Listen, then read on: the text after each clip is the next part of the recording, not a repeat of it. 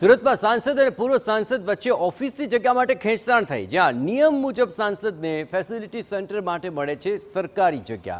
હાલ આ જગ્યા પર પૂર્વ સાંસદ દર્શના જરદોશનો કબજો છે. ઓફિસ મેળવવા સાંસદ મુકેશ દલાલની 3 વખત રજૂઆત થઈ ચૂકી છે. 2 વખતનું લેખિતમાં અને 1 વખત મૌખિક રજૂઆત કરી છે. કલેક્ટરે પૂર્વ સાંસદ દર્શના જરદોશને ઓફિસ પરત કરવા માટે પત્ર લખ્યા. સાંસદને જગ્યા ફાળવવાની હોય તાત્કાલિક ખાલી કરવા માટે પણ વિનંતી કરાઈ.